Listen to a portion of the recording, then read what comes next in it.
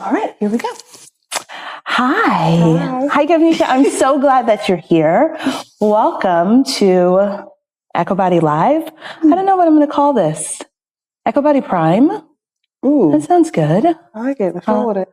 Well, I'm so glad you're here. It's been a joy working out with you and watching you transform over the last 4 months. Yeah.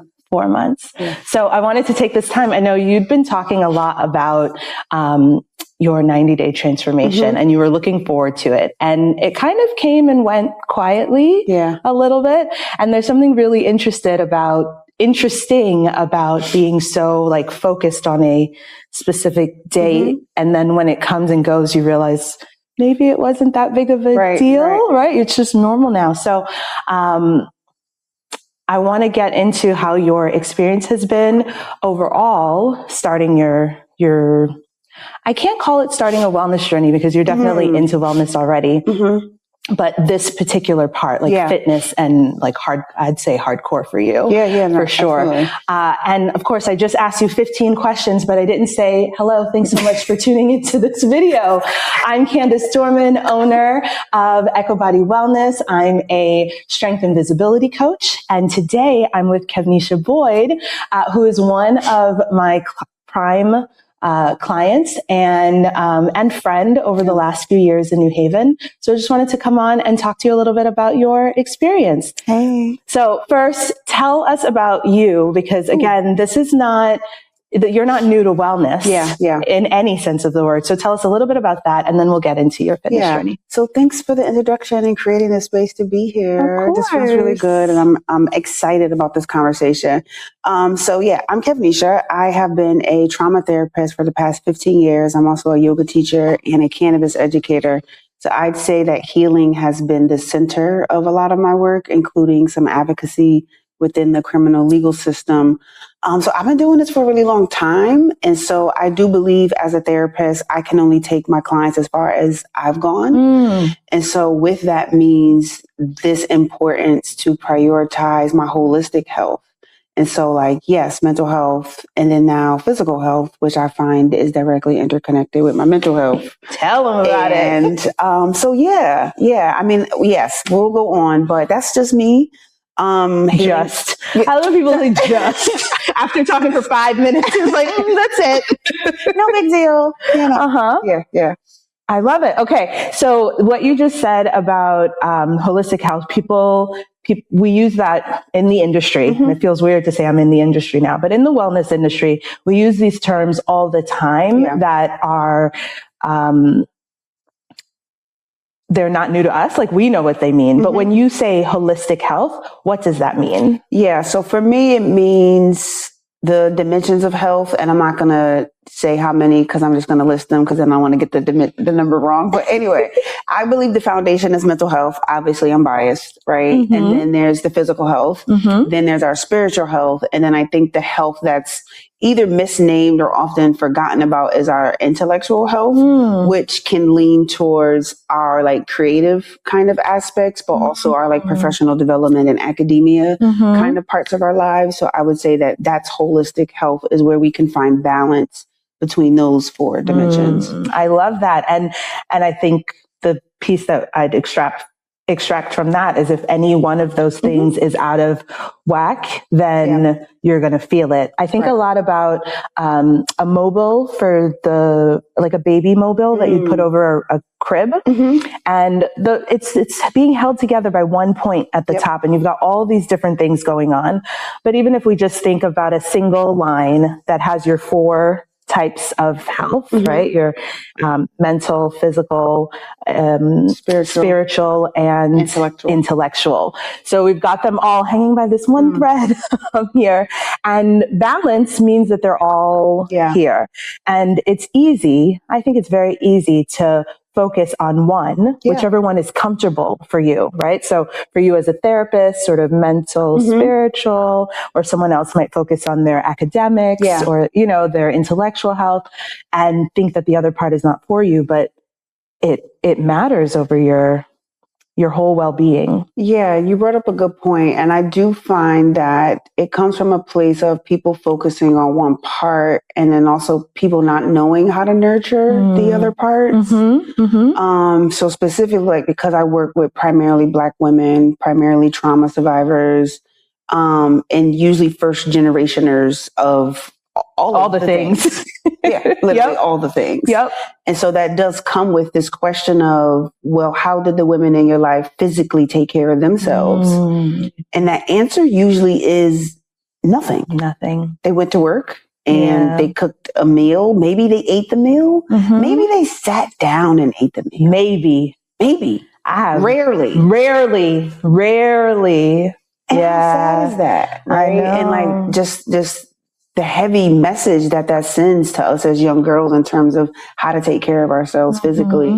So I do think it's a lot of us learning how to find the balance and like what that looks like from a practical lens. Yeah. Not just these like concepts of like find balance, self-care, but like practically every day, what does that mean? Because in my world, healing is a daily practice, not necessarily this thing we arrive to or this formality or checklist that I think sometimes society can foster. Yeah. No, that's real. Yeah. That's real. And focusing on the important piece of everything you said was important. But one of the key things is that people assume they should be already know, right? Just earlier we were talking about setting up for this for this video. I was getting frustrated with myself because I've done this before and why can't I remember? But their whole teams, their whole businesses that are built, billion-dollar businesses around creating a video, right? Like most videos that you see are highly produced and so many people are involved. Yes. So to think that I should know how to do every bit of that by myself is just reflective of how we might think we should know how to do everything by ourselves. Particularly as women, particularly as Black women, particularly as first generation of whatever it is you're trying to accomplish. And that's a heavy burden for sure. So what I think and what I've found is the best way to take that first step is to find a guide, right? And so I said earlier that I'm a strength coach, but I really fancy myself a guide. Yeah. And because I don't like to think like it's interesting to avoid certain titles. And I don't think of myself as a teacher because I don't think of myself as being at the front of the room and this is the way to do it and this is the only way to do it, right? I want to be a guide. And in this iteration of my life, I am a strength and visibility guide, right? Because I've done so much work to do it for myself. And I want to walk next to you and show you some things, right? Like show you some spots not to step on, show you some like ways to get over this creek or this whatever. But allow you sort of the space and autonomy on your path. Yeah. And so finding the right guide is really, really important. How did you end up here? And thank you for choosing me as your guide. Well, of course. So like you said, we're friends. So I think I have to first go back to just say how deeply healing this process has been. And like, it's something I've wanted to do for as long as I can remember. So whatever body you will see me in now, most of my life has been lived in a bigger body and would likely be labeled as a fat body. And so for me to make this decision, I knew that it needed to be a Black woman. Because Black women just hold space so preciously, so sacredly, so lovingly for each other in just a way that only a Black woman could. And also speaking of generational trauma, I knew that it would be healing for my wounds connected to my mother and femininity. And so in all of that, it felt like, all right, this needs to be a trusting person, right? And also somebody with lived experience of like, anybody can say like, oh, I can do this thing. Yeah. But like you said, I've watched you do the thing. Like openly, transparently, vulnerably, consistently. And it was like, oh, okay. So that felt safe, that felt trusting, and it felt like, oh yeah, like not this pressure. It wasn't commercialized. It wasn't sexualized. It wasn't just made about like the body aspect of it, you know? So for me, it felt like, okay, this is a safe place. And if I'm going to do it, it's going to be with somebody that I call my friend. Like if I'm going to make this financial investment, because it is, I'm going to spend the money, baby. I want it to be somewhere that I know is doing good work and somebody that's a good person. Thank you. Because it feels good to be supported by you in this way. So yeah, that's the why I chose you, because you're about it. You're online. You're showing up. You know. Thank you. I'm like, shoot, I want to jump on the box thing and I want to lift the dumbbells. I want to do the things too. Shoot, I'm going to jump the rope. So, oh my gosh, the rope.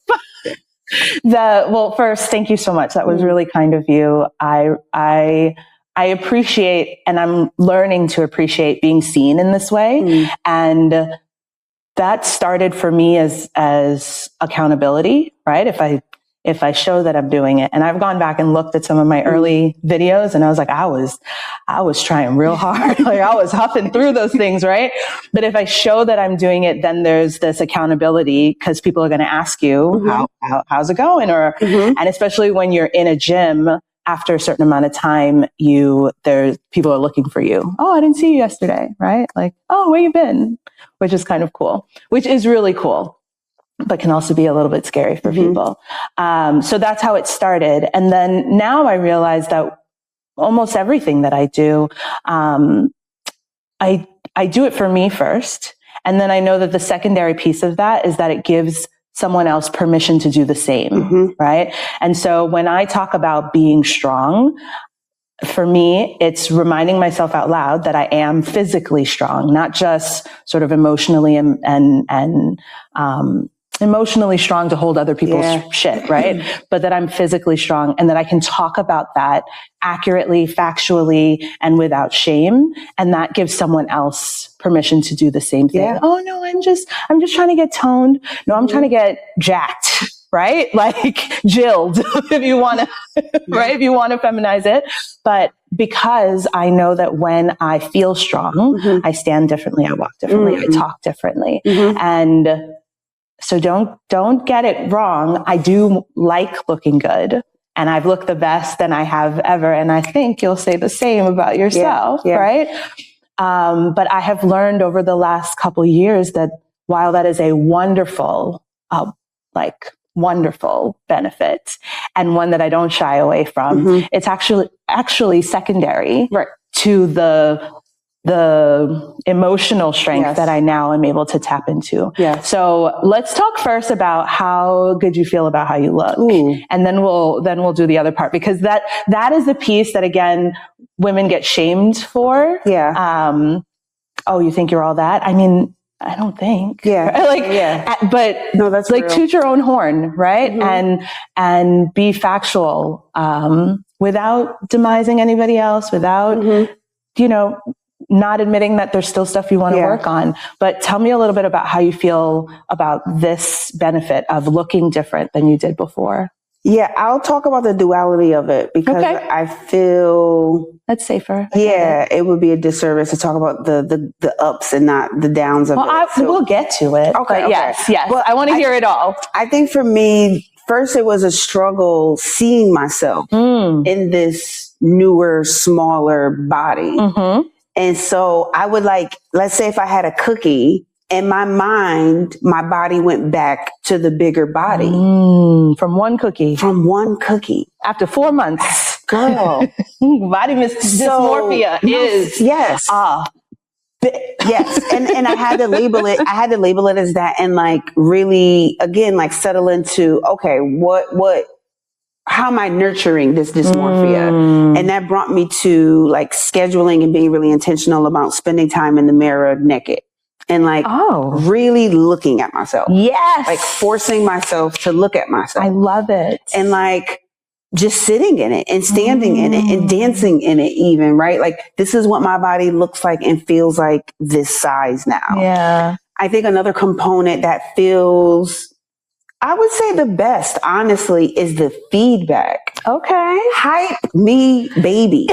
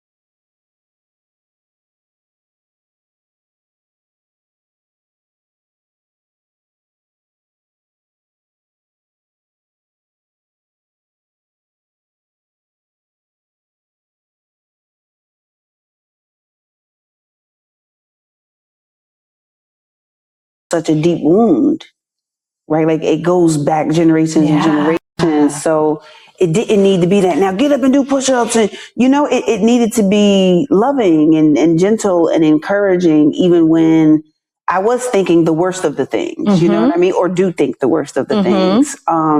So yeah, I think that's an anti-racist approach, and one that I needed. And I think one that we all need. I love it. Sometimes you wake up, you're just doing your job, right? and then you're reminded that there's a reason why you are doing this specific job. And I think that's so important for women and for entrepreneurs, right? Like, yes, there's so many places where you can choose to be, but there's only one place where I am. Yeah. And there's only one person who can do this particular thing the way that I do it. And so I'm so grateful to have a place to serve that was like overflowing in me and just like didn't have anywhere to put it, which is why we're here now.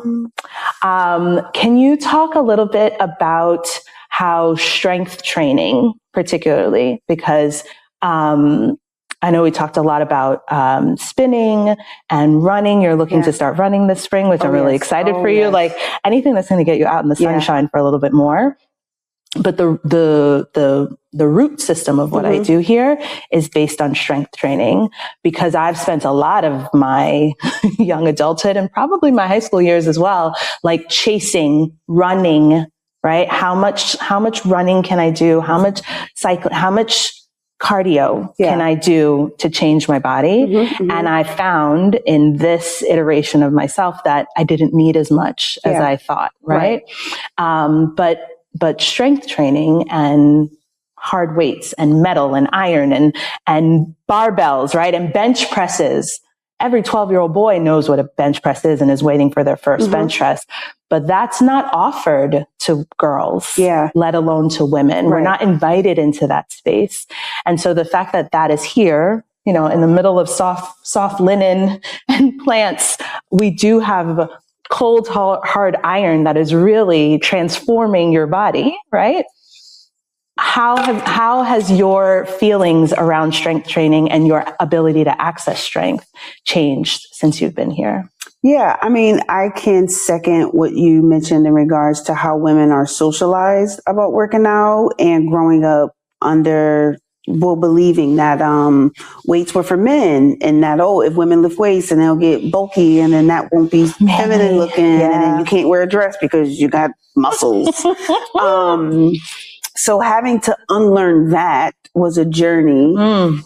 And then because I'm a therapist and I like to consume healthy information, I quickly learned, maybe like my mid-30s, just how important having muscles is. And also understanding that like my body was not going to recomposition without the weight training, right? So from when we started to now, I've lost about like 13 pounds. However, I've lost 13 pounds within my lifetime before, but my body has not transformed like this before because I was not doing the weights. Yeah. So I think for me, it's helped me to validate and give me the evidence that it is what's important to change your shape. You know what I mean? And that it is possible to change your shape. And maybe change is not the word, but to evolve it and reveal, to shift. So it's proven to help me with energy. It's also helped to when I did lose the weight, like my skin is not as flabby, as saggy. And I feel like I look sexier with the muscle, you know? So I realized that it's more important than the cardio, actually. It's balance, right? It's all balance of and we do cardio. It's just the form of cardio we do here is jump rope, right? Get it done out of the way, right? Quickly, but you don't have to be on a treadmill for an hour, right? Every single time. Right. Yeah. Something you just said about that it's possible to change. One of the things I think keeps people back, women, everybody, but women particularly, is thinking that it's not going to make a difference. That I've been in this body for so long, right? even if this, whatever state you're in, happened because of a transition that you didn't acknowledge, right? Or like a trauma that you didn't acknowledge. I consider childbirth a traumatic experience. No matter how good it is, it's still traumatizing for your body. And those early years is harsh on your body. Lifestyle changes, professional changes, all of those things we don't take into consideration. We just blame ourselves for where we are now. Yeah. And then when you're there for long enough, it becomes your new normal. So then you start thinking, it's not going to matter. What helped you to believe that doing something would change, like would have an effect, that it would matter, that it would do something? I think this has been a lifelong desire of mine, is to fully commit to a physical wellness routine. So I think for me, it's a spiritual journey. Like this is, yes, a part of my physical health. Yes, a part of my mental health, but it was God. Like I truly believe there was whispers from God that literally said, get ready. You know what I mean? And I can't speak to like what the ready is for, but for now I can say get ready to live, and me understanding that taking care of my body is essential to living, right? Like that is my legacy, is my life. And so I think it's just this deep reverence of I need to do this to live a balanced life, or a life period. And the kind of life that you want. Well, right. And I think also my lived experience as a therapist and witnessing countless women, commit to their mental health journeys, and the things that they write down manifest into real tangible things that they had not believed. And I can speak to even my own self. So I think this just inner knowing that change is possible. Just redirecting that energy. Because I think as people, we spend the energy that we want on the things that we want. And I would challenge everybody, look at your screen time. You got time. You got time. No, seriously. Look at your screen time. Look, it is shocking what numbers come up for people's phone screen time. I'm people. Yeah, I'm people. Yeah, I'm people. I do it with my clients all the time, and I'm people. Yeah. My numbers aren't too far from theirs. Yeah. So again, I think it's just inner knowing and having witnessed it in so many different aspects. So it wasn't a matter of like, is it possible? But like, am I going to move the barriers out of my life to make it possible? Yeah. Right. And for me, that was really about not abandoning myself. Like that is what this is about. Like prioritizing me over the business, over the clients, over being a caregiver, and all these other roles that I play in the community. But no, like I need this for me, because if I'm not well, then I can't be of service. Yeah. So it was life or death ultimately. Yeah. That's real. That's real. And it's not, it may be for some people, right? In the moment we're talking about like, diabetes or like health things, right? And so someone could hear that and it feels dramatic, right? But it's real. It might not be life or death right this second, but over the course of your whole life, right? It is that serious. Finding a way to take care of your body, particularly because it's easy it's not easy anyway. Let me say this again. It's not easy for women to prioritize themselves, any part of themselves. It's the least easy for women to prioritize their physical body because of all of the demands and the way that people will start to tell you that you think too much of yourself, right? Yeah. Who are you? Who do you think you are to make time to go work out? What do you mean this is a standing 12 o'clock? Yes. What do you mean you can't move it? Yes. I can't move it. I can't move it. And I'm not moving it. And I'm not moving. I love that. This is what I do on Wednesdays and Fridays. Either you have me show up sweaty or not. I don't know what you want from me. Oh my God. I love that. So, two more things I want to ask you. So, particularly just physically? What is something that you can do now physically that you couldn't do before when you started? Girl, everything. Shave my legs without back pain. Let's start there. Yeah. I can shave my legs without back pain. Yo, talk about trying to clip that nail. Listen. Like clip your toe. I remember I was getting like Charlie horses in my stomach trying to tie my shoe or like being down, snapping the bodysuit. I got the worst Charlie horse of my life trying to snap the second button. Oh my God. Yeah. I gave up. I took it off. Yeah. I couldn't breathe. Right. I was crying. It's little things that are actually huge things. Huge. In terms of life. What's the word I'm looking for? Quality of life. Yeah. In terms of quality of life. Yeah. But no, I can bench press 60 pounds. Yes, you can. Not even being able to do 20 pound bicep curls. I can be in a handstand on the wall for maybe about 5 seconds. Listen, most grown-ups haven't been upside down in their whole grown-up life. There was another performance goal that we did. I can't remember. You're working on push-ups? Yes. But I'm so much stronger. Your jump rope, that was your... Yes, I can do 1 foot a little bit now. Cut my jump rope time down almost in half. But I had that weird jump stop thing, and now I can just jump. Yes, you were doing double jumps, right? Yeah. Right? Like my brain. And now you can just, that single jump is a big deal. It is a big deal. Feels good. I'm so glad. Yeah, but I feel like I can do a lot more things. And the daily things come with more ease.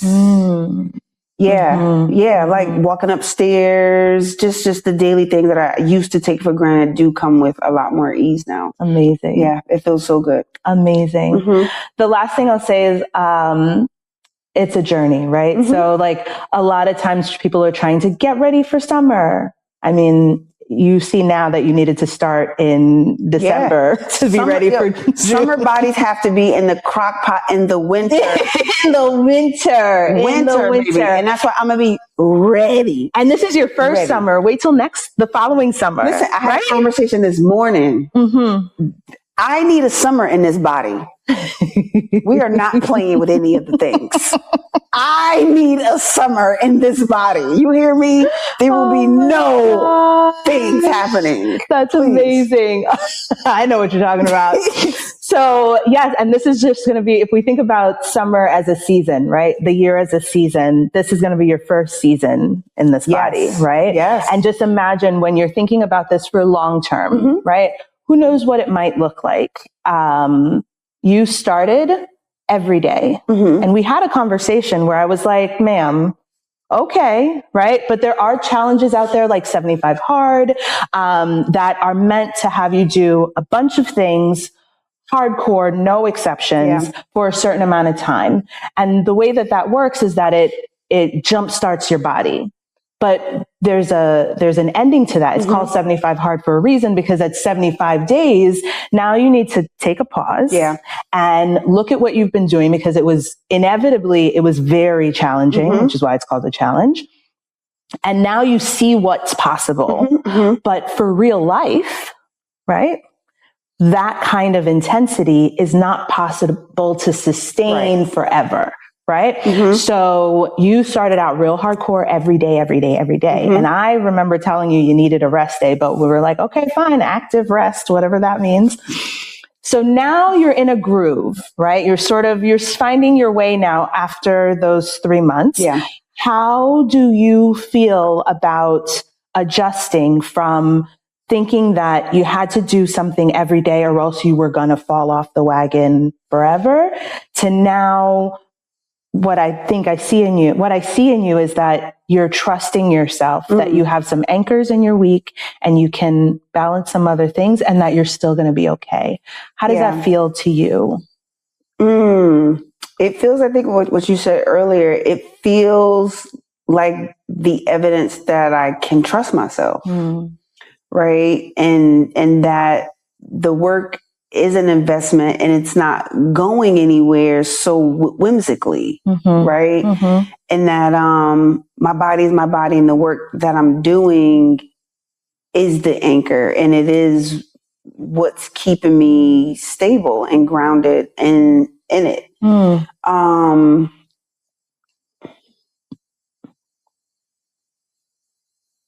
It's been interesting. It's been interesting. You know what I mean? I think it's also given me flexibility to not deprive myself in certain areas, in terms of like going out to dinner and having the thing, or eating the cookie, or eating the piece of candy.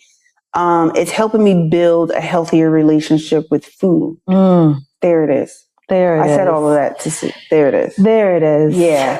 Yeah. And that, again, I can have the candy without, it's going to spiral into this weekend binge. You know what I mean? So it's been helpful to help me change my relationship with food, help me change relationship with myself. And it counteracts the body dysmorphia. Yeah. And that the work that I'm putting in is real. It's not leaving anywhere. I can take a break for a day or two, or sometimes 3 or 4. Yeah. You know, rest is important. Yeah. And when I get back on the bike, I'm not going to be feeling like I'm climbing up a mountain. Like, you know, the muscles are the muscles and my strength is the strength. It's, again, not going anywhere so quickly if I decide to rest. And I think it's important for everyone, especially when you're working on your fitness, to realize that rest is not the same as break, right? And that rest, like a break happens, but rest is scheduled. Like we schedule rest because we need rest. The physical way that your muscles and your body works is you put stress on it, like you tear the muscle, like you tear it apart in the work that you're doing, but then you have to give it a moment to repair. And so you rip apart the muscle while you're working, and then when you rest, it comes back together, but it's stronger than it was before. It's bigger, it's thicker, whatever. And then you rip it apart, and then you give it apart. So you end up having this moment where your body is, and this doesn't mean you're getting bigger and bigger, but your muscle is sort of is healing and repairing and fortifying itself. Your muscles, your bones, like it's so important. But the rest is as important as the work, because the transformation happens during the rest. Just like the healing happens when we're sleeping. That's why the sleep is so good, so important. The last thing I'll say is, I will make a joke about, I always think about my hair, and I always think that the back of my hair is not my problem. Right? Like I can't see it. Why are you stressing out about what the back of my head looks like? I'm focused on what I can see that makes me happy or that I want to work on. When you think about your physical body, right? Just taking a moment to just admire yourself. What parts of your own body right now can you say that you are really happy with, right? Because I say all the time to focus on the good. Yes, there are things you're working on, and the fact that you want something, that you like something, doesn't mean you don't still have areas of growth, or you're still not working, or you give like, oh, I'm done. I'm cute. I'm done now, right? So if we focus on the good, what's something that you're really proud of right now? I am really proud of this waist hip ratio, baby. Hold on. I'm really, really, really proud of it. Because again, in a bigger body, it's hard to see the silhouette. And so now that I've lost some fat around my waist, I can see the shape of it, and it's beautiful. And it's always been there. Beautiful, It's always been there. It was just hidden. Yeah. What the girls say, shaped like a figure 8. Oi. I also really love my back. Well, it's hard to see it. Yes. But I find ways, and it's really sexy. And again, I love the silhouette of it, right? Like the way it comes in and comes out. It tells a story. Baby, baby. Yeah. I would say those two things are my favorite. Yeah. And my waist beads, I love the way my waist beads fall on my waist now. I'm just crop top me. crop top me. Oh I'm my crop topping everywhere. In the board meetings, I'm being a crop top. This is the joy of being an entrepreneur, like being your own boss. This is the dress code. I love it. Well, I just want to say first, thank you so much for taking the time to talk with me today. I know we're going to get into class in a little bit, but thank you so much for taking the time to talk about this really personal thing, because you talked earlier about having a witness, and sometimes we try to do these big life-changing things in the quiet, in the dark, secretly. And I think that's protective, right? In case it doesn't work, in case it doesn't happen the way I want. I don't want people to think blah, blah, blah, blah, blah. But thank you for being so open and transparent, and for being such a joy in class. I love your dance breaks. I love your whole personality adds some joy in here that I enjoy, right? Like that I love. It feeds me. It feeds me. We all have our frequencies, and I think they blend so well together. So thank you for bringing that to Ekow Body. I really appreciate you. All right. So thank you so much for taking time to experience this conversation with us. I don't know when we'll do this again, but maybe it'll happen again. Let us know if you have any questions, particularly for Kevnesha. Kevnesha, where can people find you if they're looking for therapy services? Or you're a therapist, right? I am not taking therapy clients right now. Oh, okay. Sorry. If you're interested in some cannabis education, I have some trainings coming up, so you can find me on Mark Zuckerberg's internet at Kevnesha_LPC on Instagram and Facebook. And my website is www.kevnesha.com. Okay, we'll link it in wherever the links go. And if you have any questions about joining a Prime class or coming to check out Ekow Body Wellness, I welcome you. And so there'll be contact information for you to do that. Again, Kevnesha, thank you so much for your time today. I'm so proud of you and your sexy back.